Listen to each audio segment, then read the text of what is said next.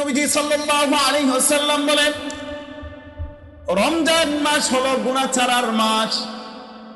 এই মাসে আল্লাহ তাআলা বান্দাকে উপহার দিয়েছেন, বান্দা গুনাহকে ছেড়ে দিবে, নেকের কাজ ধরবে। গুনাহ যদি করতেও যদি চায় আল্লাহর পক্ষ থেকে বাধাগ্রস্ত করবে।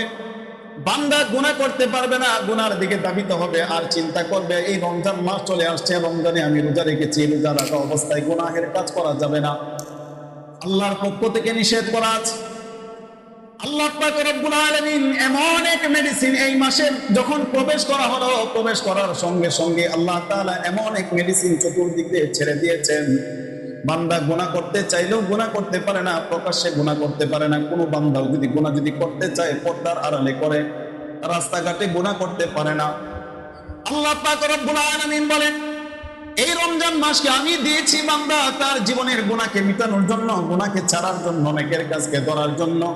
নবীজি সাল্লাল্লাহু আলাইহি ওয়াসাল্লাম বলেন, এসি যেমন ঠান্ডা করে, দরজা জানালা বন্ধ করার পরে এসি ছাড়তে হয়, দরজা জানালা খোলা রেখে এসি ছাড়লে কোনো কাজ হবে না।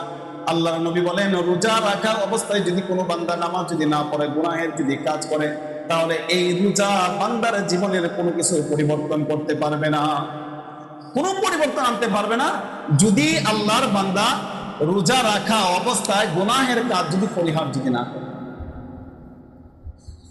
আল্লাহর নবী সাল্লাল্লাহু আলাইহি ওয়াসাল্লাম বলেন, আল্লাহ পাক রব্বুল আলামিন মাহে রমজান শুরু হওয়ার সাথে সাথে রব্বুল আলামিন বান্দাকে তাকওয়ার কথা বলেছে, তাকওয়াবান বানাবে। তাকওয়ার মেশিন আল্লাহ তাআলা চালু করেছেন।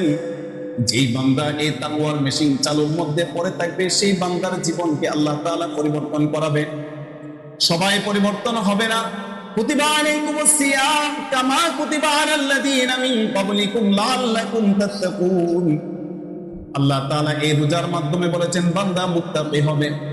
মুত্তাকি কারা হবে? যারা তাকওয়ার মেশিনকে চালু করেছে, যারা এই মেশিন চালু হওয়ার মধ্যে তার জীবনকে পরিচালনা করেছে। আল্লাহর নবী বলেন একমাত্র তারাই হবে মুত্তাকি। আর যদি ওই বান্দা মুত্তাকি হতে পারবে না যে বান্দার মধ্যে ফাঁক ফোকর আছে, রোজা রেখেছে কিন্তু গুনাহের কাজ ছাড়ে নাই, ওই বান্দার দ্বারা কখনই মুত্তাকি হওয়া সম্ভব নয়। আমরা যদি মুত্তাকি যদি হতে হয়, তাহলে রোজা রেখে আমাদেরকে গুনাহের কাজ কি করতে হবে? ছাড়তে হবে। রোজা আসছে গুনাহ ছাড়ার জন্যই। গুনাহ মাপের মাসই হলো এই রমজান মাস। আল্লাহ তাআলা এক অ্যান্টিবায়োটিক ঔষধ আল্লাহ তাআলা দিয়েছে। দেখেন আপনি আমি এখানে যারা আছি, রমজান মাসে গুনার কাজ বেশি হয় না কম হয়? কথা বলেন, বেশি হয় না কম হয়? 11 মাসের তুলনামূলকভাবে 11 মাসের থেকে রমজান মাসে গুনার কাজ কম হয় না বেশি হয়? কম হয়। রাস্তাঘাট দিয়ে হাঁটবেন, মহিলা মানুষ আগে জেদারসে যেভাবে হাঁটাচলা করছে এখন কি সেভাবে হাঁটবে? কেন? যে রমজান মাস আসছে। আমরা যারা আছি রাস্তা দিয়ে যখন হাঁটবো কিংবা কথাবার্তা বলবো, প্রত্যেকটা বিষয়ে আমরা যখন একটু হাঁটাচলা করবো, কথাবার্তা বলবো, আগে আমাকে নাড়া দেবে এটা রমজান মাস, গুনাহ করার মাস নয়, নেকের মাস, গুনাহ করা যাবে না। এই রমজান আপনাকে আমাকে বারবার বাধাগ্রস্ত করবে। এই জন্য রাসূল সাল্লাল্লাহু আলাইহি ওয়াসাল্লাম বলেন যে রমজান মাস, এই মাসটা তোমাকে পরিবর্তন করার জন্য দিয়েছেন। এই মাস একটা মাস তোমাকে কোর্স হিসেবে আল্লাহ তাআলা দিয়েছেন। এই মাস একটা মাস যদি পরিপূর্ণ তুমি যদি কোর্স, অ্যান্টিবায়োটিক কোর্স যদি তুমি যদি পালন যদি করো, তাহলে তোমার জীবনকে আল্লাহ তাআলা পরিবর্তন করিয়ে দিবেন। তো এই পরিবর্তন যে আসবে এরও তো কিছু কারণ আছে। ওষুধও তো আমাকে ঠিক মতো ব্যবহার করতে হবে। এসি যেরকম সঠিকভাবে ব্যবহার করলে ঠান্ডা পাওয়া যায়, ঠিক তেমনি করে রমজান মাসে রোজা রাখার পরে দিয়ে আমাদের কিছু কাজ করলে এই রোজাটা আপনি আমার জন্য কাজে আসবে, আপনি আমার জীবনকে সুন্দর করবে, গুনাহ মাপের জন্য রাস্তা তৈরি করে দিবে। তার মধ্যে রাসূল সাল্লাল্লাহু আলাইহি ওয়াসাল্লাম বলেন চোখ বন্ধ করে রাখতে হবে। চোখ, এক নাম্বার, 6টা কারণের কথা বলছেন, অনেক কারণ আছে, তার মধ্যে অল্প কয়েকটা আপনাদেরকে বলছি সংক্ষিপ্তভাবে। 1 নম্বর হচ্ছে চোখকে হেফাজত করতে হবে, চোখকে কন্ট্রোল করতে হবে। আমরা রোজা রাখি, রাসূল তো বলেছেন না খাওয়ার নাম রোজা নয়। না খাওয়ার নাম কি? রোজা না। অনাহারে তো অনেক মানুষ থাকতে পারে, হিন্দুরা অনাহারে থাকে না? কি বলেন, থাকে না? না খেয়ে থাকার নাম রোজা নয়। রোজা হচ্ছে এমন একটি জিনিস যেটা হচ্ছে আপনাকে আমাকে রোজা যারা রাখবে, সিয়াম যারা পালন করবে, সাধনা যারা করবে, তাদেরকে তার মাথার থেকে নিয়ে পা পর্যন্ত প্রত্যেকটা অঙ্গে রোজা রাখতে হবে। তো রাসূল সাল্লাল্লাহু আলাইহি ওয়াসাল্লাম এক জায়গায় 6টা ব্যাপারে কথা বলেছেন। 1 নম্বর, চোখকে কন্ট্রোল করতে হবে। আমরা এখানে যারা আছি বলতে পারেন চোখ বন্ধ করার কথা এক জায়গায় বলেছেন, আরেক জায়গায় বলেছেন চোখকে কন্ট্রোল করার কথা বলেছেন। এটার মানেটা কি?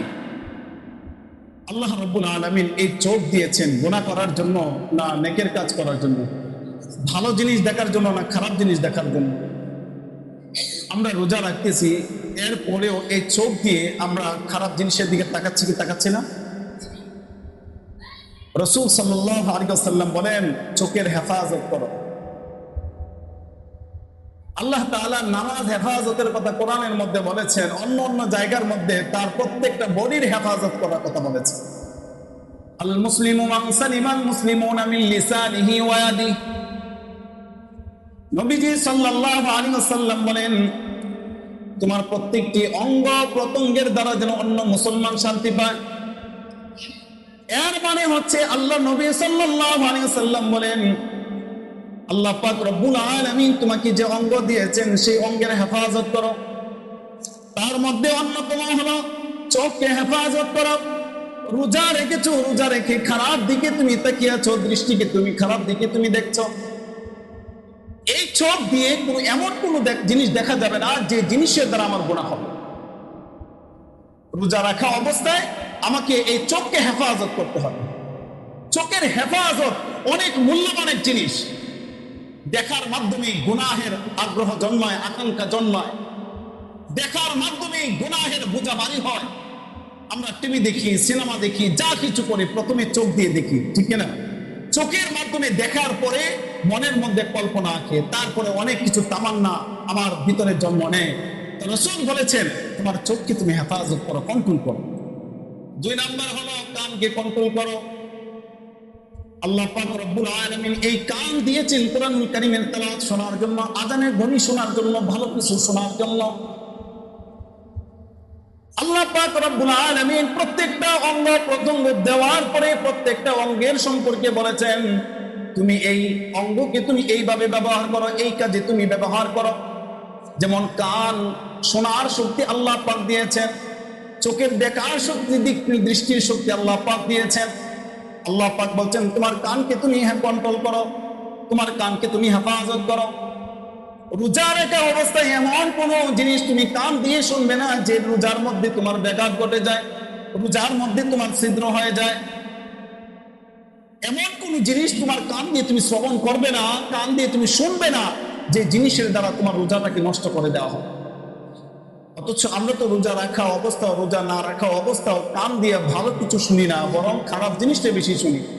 আমাদের জীবনে আমরা কতটুকু কোরআনুল কারীমের তেলাওয়াত আমাদের কান দিয়ে শুনেছি, কতটুকু আমি এই কান দিয়ে আজানের ধ্বনিগুলো আমরা শুনেছি। বরং দেখা যাবে আজানের ধ্বনি যখন আসে আঙ্গুল দিয়ে কানের ছিদ্রের ভিতরে ঢুকিয়ে দেওয়া হয়। কেন? যে বেশি শব্দ হচ্ছে, শব্দ দূষণ হচ্ছে, এটাকে শব্দ দূষণ আমাদের মনে হয়। কিন্তু গান বাজনা, নাচ, এই নৃত্য সবকিছু যেটা নাফরমানি কাজের দিকে আমাকে জাহান্নামমুখী করে ফেলে, এই গান বাজনা কানের মধ্যে যতই দবদবানে আওয়াজ হোক না কেন, আমার দিল নাচানাচি শুরু হয়ে যাক না কেন, হার্টবিট ঠিক থাকুক আর না থাকুক না কেন, কোনোদিন আমাদের ওই দিয়ে কোনোদিন আমাদের কোনো কথা আসে নাই যে আমার এই শব্দ দ্বারা আমার কষ্ট হচ্ছে, এই শব্দের দ্বারা আমার ডিস্টার্ব হচ্ছে, এই কথা আসে না। বরং কোরআনের ধ্বনি, আজানের ধ্বনির দ্বারা আমাদের শব্দ দূষণ মনে হয়, আমাদের কষ্ট মনে হয়। এটা আল্লাহ পাক রব্বুল আলামিন অন্য জায়গায় বলছেন যে ওরা বধির হবে, ওদের কানের মধ্যে সীসা ঢেলে দেওয়া হবে, চোখের মধ্যে সীসা ঢেলে দেওয়া হবে। কিয়ামতের দিন ওরা বধির হিসাবে উঠবে, অন্ধ হিসাবে উঠবে, যারা দেখেও না দেখার মতো থাকছে।